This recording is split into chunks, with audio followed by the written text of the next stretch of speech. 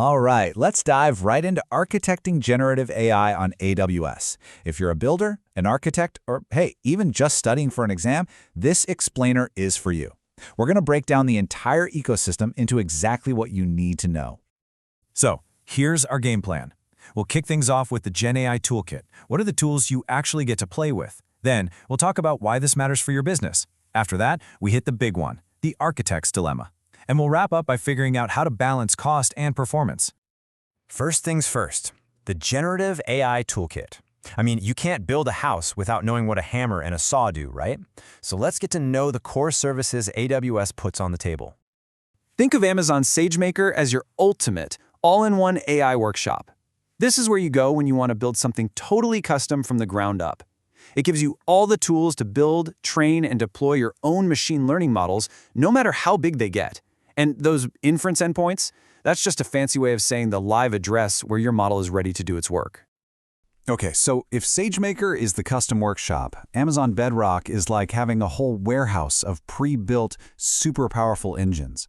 It's a fully managed service, which means you get access to all these incredible foundation models. We're talking massive models trained on insane amounts of data, all through one simple API. You get all the power without having to manage any of the complicated infrastructure underneath. Now, what if you want to move even faster? Well, that's where Jumpstart comes in. It's basically an accelerator pedal inside SageMaker.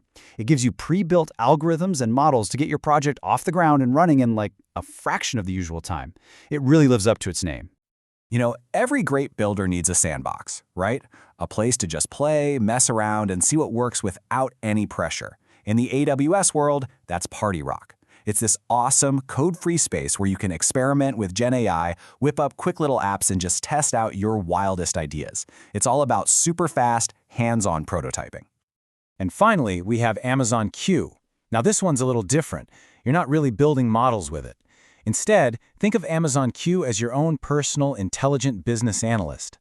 Its whole job is to dig through all your complicated business data and pull out actual insights and answers for you, making it way easier to make smart decisions fast. Okay, so we've met the tools, we see what they do. But the bigger question is, why should you care? How does this toolkit actually translate into a real-world business advantage? Let's get into it. Look, this isn't just about playing with cool tech. It's about getting a serious competitive edge. You're getting to market way, way faster using pre-built models. You're keeping costs down with managed services. You have almost infinite scalability, and you can deploy anywhere in the world because you're on AWS. Oh, and all of that is wrapped up in top-notch security and compliance. It's the whole package. And all those advantages bring us directly to the absolute heart of the matter for any architect, what I like to call the architect's dilemma.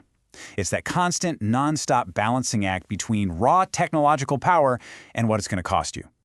This is it. This is the question you have to ask yourself at the start of every single project. Power, price, or availability. What's most important? Because let's be real, you can rarely max out all three at once. For instance, if you're a fintech company building a real-time fraud detector, you're going to prioritize power and availability over everything else. But if you're a startup making a simple internal tool, you're probably going to prioritize low price. Your answer to this question shapes literally every decision you make next. So, one of your first big decisions comes down to the pricing model. On one side, you have token-based pricing. It's basically pay-as-you-go, perfect for workloads that are all over the place. It's super flexible, but it can be really hard to predict your bill. On the other side, you can reserve dedicated capacity with provisioned throughput. This gives you rock-solid, stable performance, but you're paying for it whether you use it all or not. It's that classic trade-off, flexibility versus stability. And that pricing decision is tied directly to your performance needs. This really boils down to two main flavors, real-time versus asynchronous. Do you need an answer right now, instantly, or is it okay if there's a little bit of a delay? This choice has a huge impact because real-time means you need more power. And as we all know, more power means higher costs. So let's put all these pieces together. We're heading into our final section, a practical guide for actually making these critical trade-offs on your own projects. This is where the rubber meets the road. And this table here, it lays it all out just brilliantly. Honestly, this is the perfect snapshot for your study guide. If you want faster responsiveness, your performance goes up. But guess what? So do your operational costs. If you need super high availability with failover systems, well, you've got to duplicate your resources, and that drives up infrastructure costs. It's a direct one-to-one relationship you just can't escape. This brings us completely full circle, right back to that initial choice. Go with a pre-built model or build your own custom one. The source material says it perfectly. Custom models provide flexibility and precision. And that sounds great, right? But the second half of that sentence is the part you can't forget. However, fine-tuning and running these models can require significant compute power and storage. Maximum control almost always comes with maximum cost. So we'll leave you with this thought.